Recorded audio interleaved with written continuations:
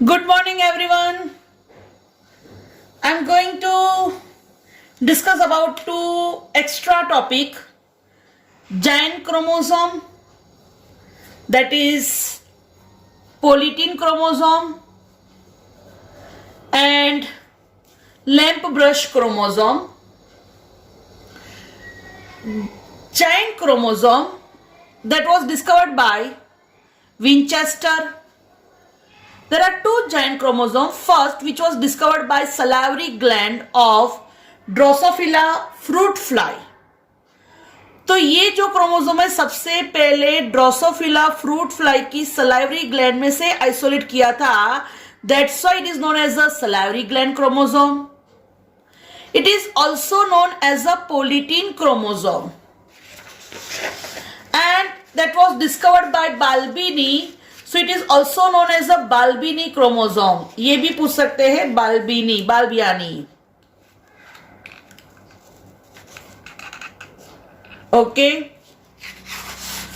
तो क्या होता है कि जो नॉर्मल अपना क्रोमोसोम होता है, तो नॉर्मली जब भी पता है क्रोमोसोम रेप्लिकेशन होता है तो वो सेपरेट होता है. जैसे एस स्पेस में डिवाइडेशन हुआ, बट एनाफेज में वो सेपरेट होता है,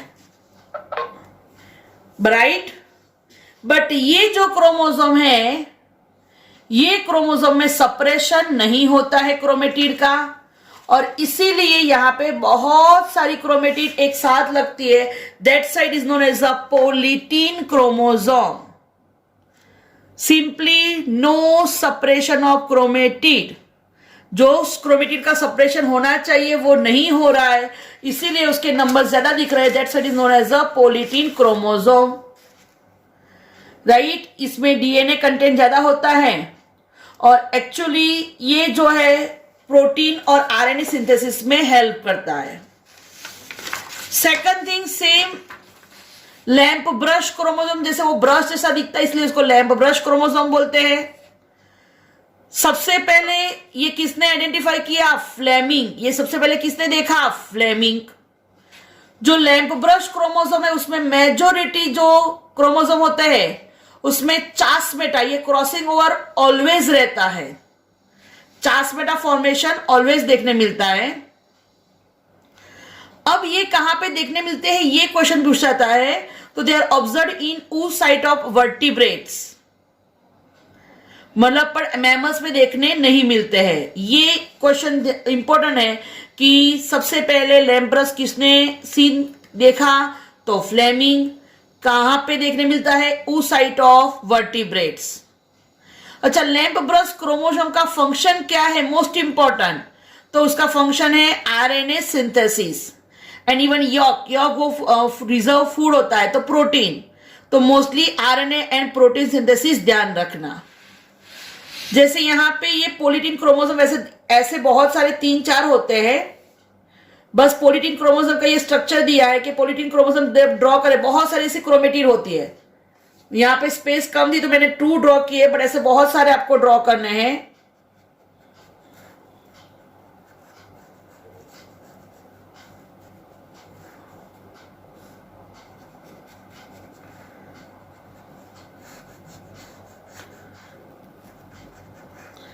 तो पोलिटीन क्रोमोसोम में यहां पे जो डार्क कलर का दिखता है, डार्क बैंड, उसको हेट्रोक्रोमेटिन बोलते हैं, और जो यहां पे लाइट बैंड है उसको बोलते हैं यूक्रोमेटिन, राइट. फिर यहां पे जो थोड़ा बंच जैसा है, लूप जैसा है, उसको डीएनए पफ बोलते हैं, या फिर उसी को बोलते हैं बाल्बिनी रिंग. और ये मोस्ट इंपॉर्टेंट है कि नॉर्मली क्या होता है कि जहां से डीएनए ऐसे पूरा ओपन हो जाता है, रिंग फॉर्म करता है, उसको बोलते हैं बाल्बियानी रिंग. और बाल्बियानी रिंग उसका इंपॉर्टेंस है, it helps in transcription, that is mRNA synthesis. ये question mostly Balbiani ring helps in mRNA synthesis, और you can say helps in protein synthesis. तो बाल्बियानी रिंग, तो जो डीएनए पफ है, जैसे मतलब वो डीएनए जो ऐसा सर्कल जैसा ओपन होता है, और वही रिंग से क्या होता है? ट्रांसक्रिप्शन होता है, और क्या बनता है? एमआरएनए. तो ये एक इंपॉर्टेंट क्वेश्चन है कि बाल्बिनी रिंग हेल्प्स इन. तो याद रखना आइदर mRNA सिंथेसिस या प्रोटीन सिंथेसिस या दोनों पूछे साथ में, तो bulk binding helps in RNA and protein synthesis. तो ये एक इंपॉर्टेंट टॉपिक लिया, giant chromosome that is salivary gland chromosome, उसी को बोलते हैं पोलिटीन, और दूसरा लैम्प्रश chromosome.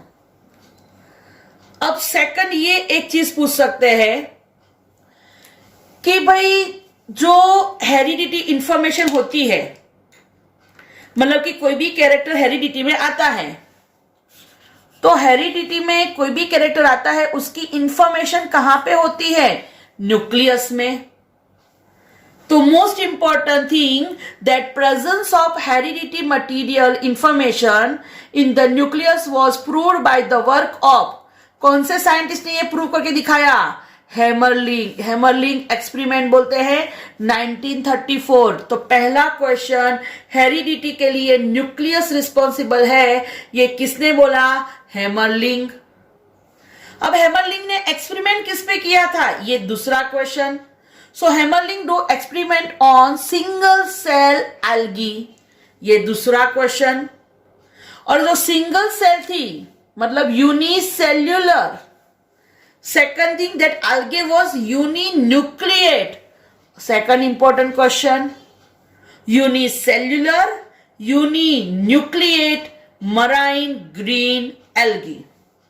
So this is most important Hammerling experiment was done on, तो unicellular uninucleate मतलब कि ये जो एल्गी है उसमें एक ही सेल है और एक ही सेल में न्यूक्लियस भी एक ही है।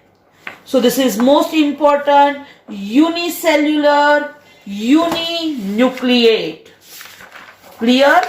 ओके, ये चीज खास ध्यान रखना। अब ये जो यूनिसेल्युलर यूनिन्यूक्लिएट एल्गी है, हैमरलिंग का एक्सपेरिमेंट, ठीक है, ये खास ध्यान रखना। ओके, तो उन्होंने एसिटाब्यूलारिया है, उनकी दो स्पीसीज उन्हें मिली।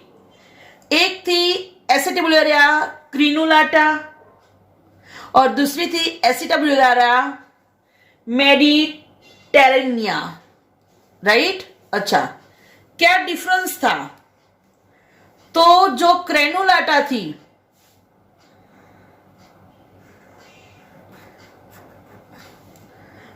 राइट, तो ये उसका कैप था,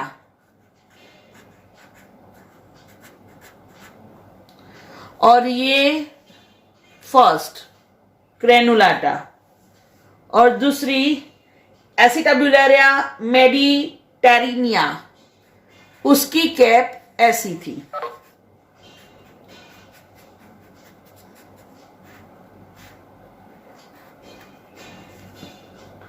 ठीक है, अब देखो, तो this two species of acetabularia differ in the shape of their cap, दोनों का कैप का शेप डिफरेंट है। The nucleus in both species is situated in the rhizoid at the bottom. अब ये जो उसका शेप है, उसके लिए जो न्यूक्लियस है, वो न्यूक्लियस कहां पे लोकेटेड है? उसके rhizoid, root like structure that is known as a rhizoid. तो यहां के सेल में वो न्यूक्लियस है राइजोइड में, ठीक है। If after removing cap stalk of one species is grafted on rhizoid of the other species, चलो मैं उसका पेन कलर यूज कर लेती हूं। चलो ये उसका स्टॉक है, ठीक है, और ये उसका कैप है, ठीक है। तो ऐसा बोल रहे हैं कि भाई अगर हम इसके स्टॉक को कट करें, ठीक है, चलिए उसका स्टॉक है, और अगर इसके स्टॉक पे, मतलब कि इसके राइजोइड पे ये उसका स्टॉक हो जाएगा।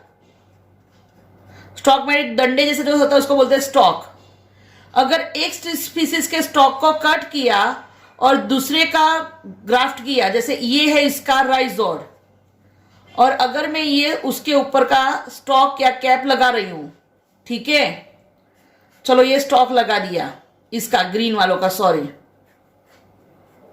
देखो राइजोइड किसका है, इसका, स्टॉक किसका है, इसका, बट फिर भी shape of the cap is determined by the nucleus, तो इसका जिसका राइजोइड वैसा कैप होगा।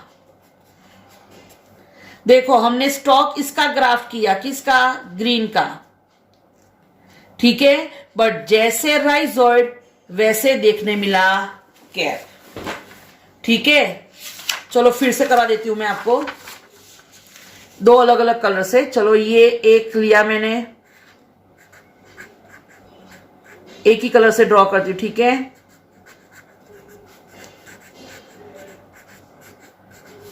चलो ये उसके राइजोइड, ये राइजोइड, ये स्टॉक और ये हो जाएगा कैप, कप बोलो कैप बोलो, ठीक है। चलो ये दूसरी स्पीसीज,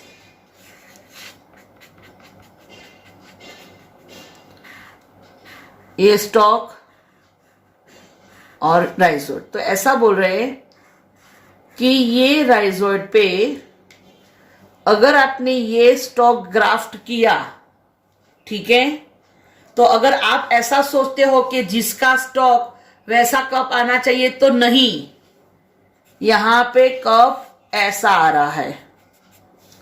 दैट मीन्स कि कप कैसा आएगा कैप, उसका डिटर्मिनेशन कौन करता है, न्यूक्लियस। न्यूक्लियस कहां पे है, राइजोइड में। किसका ट्रांसफर किया, क्या एक्सचेंज किया, स्टॉक, ठीक है।